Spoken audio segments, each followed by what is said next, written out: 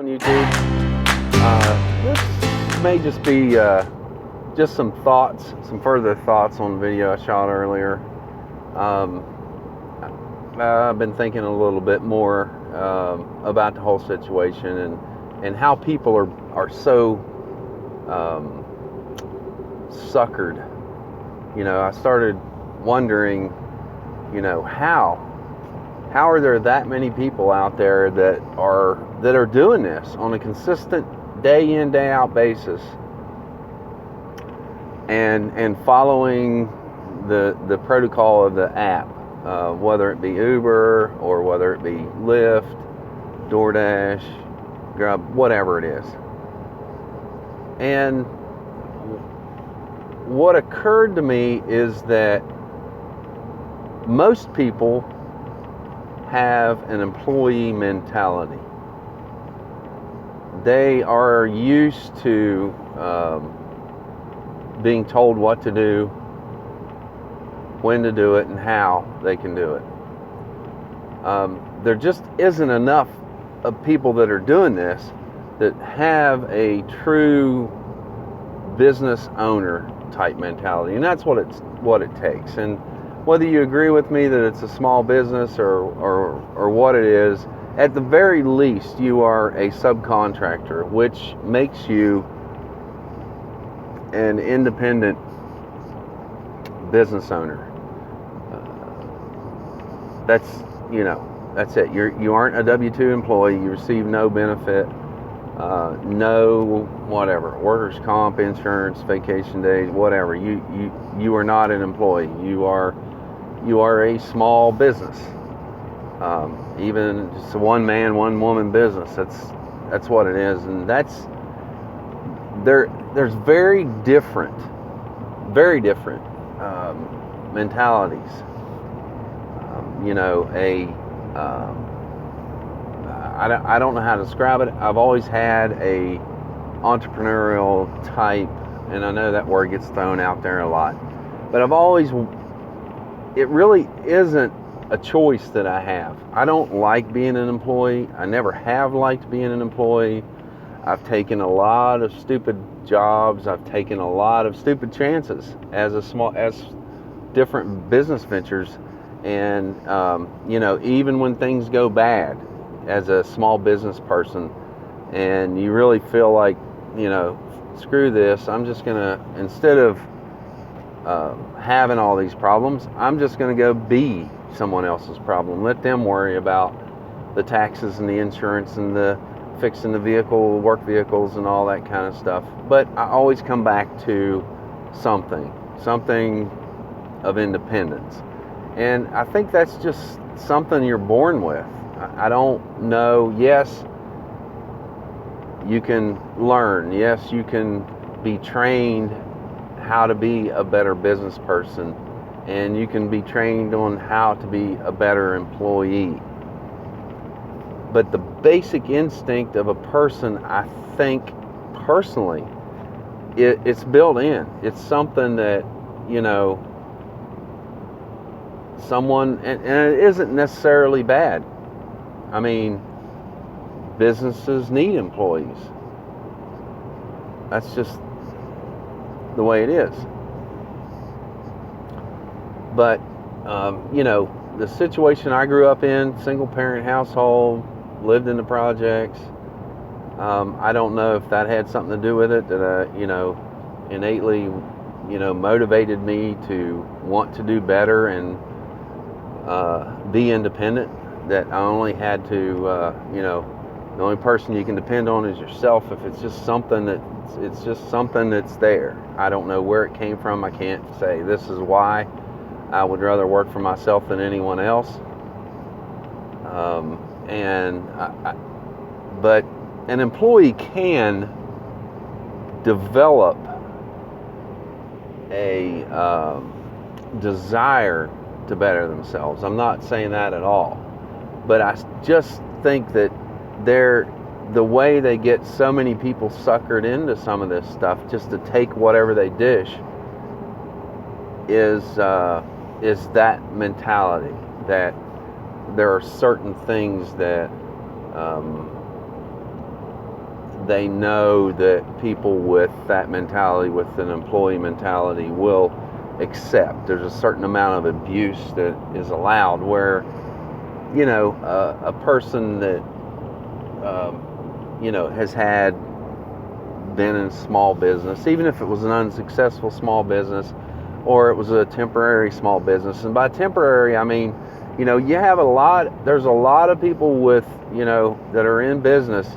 They go in business doing things that they know from the beginning are not going to be long term. They will get in, get out. They'll get in, make the money, get out, move on to something else. And so just because someone started a business and they're not doing that business anymore, it doesn't mean that they were a failure. Yes, there are businesses that fail. And in many cases, it isn't the business owner's fault as to why they fail. There's thousands of different reasons.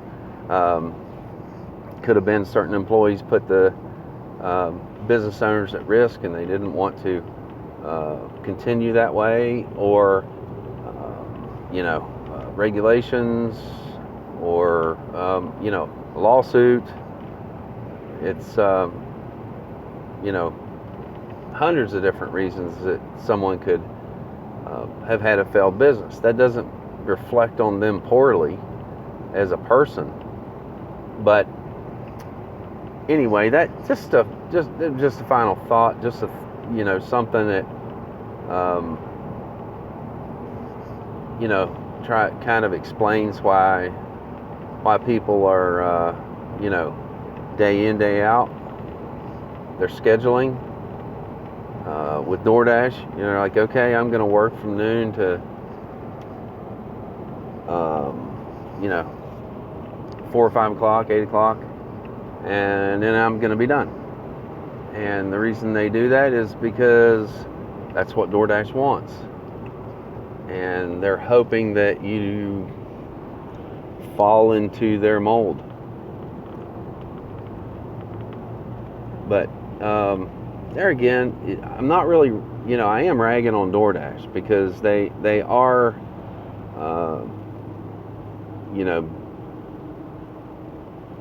it is kind of a predatory type situation. They're taking advantage of unsuspecting people, or they're taking advantage of their nature.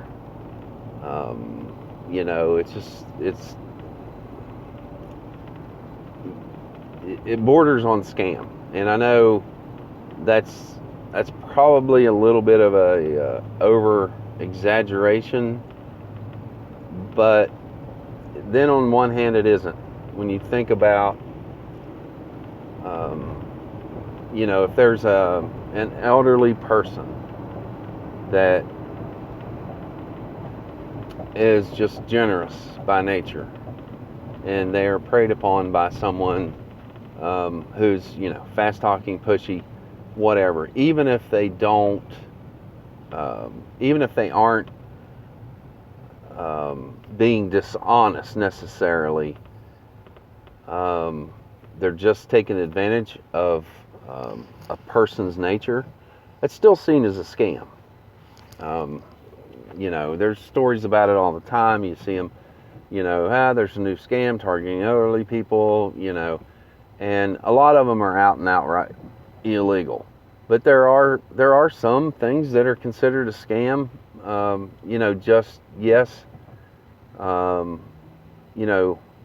They may receive what they were promised, but they technically received what they were promised.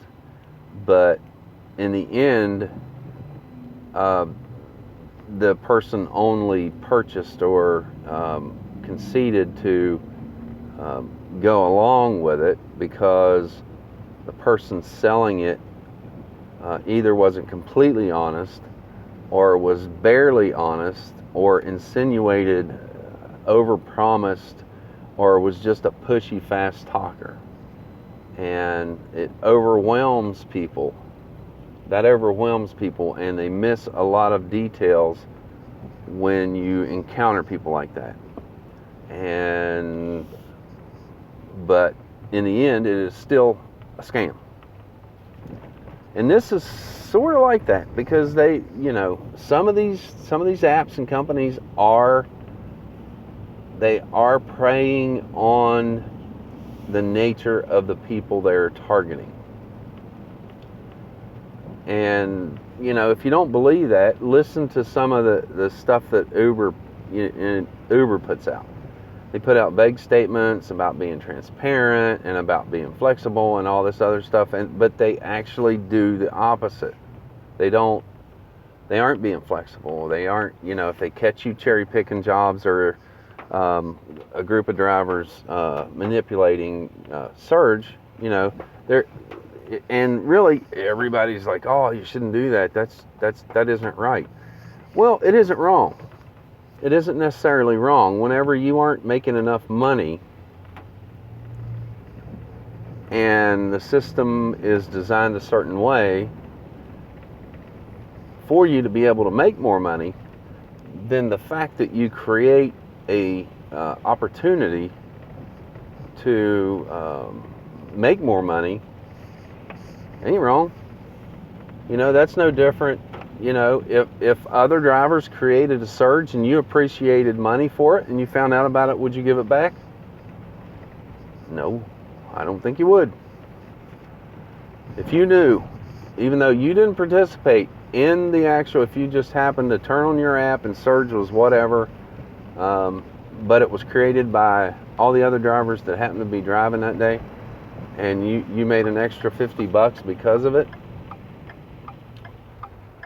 are you going to return it? Are you going to call Uber and say, I understand this was a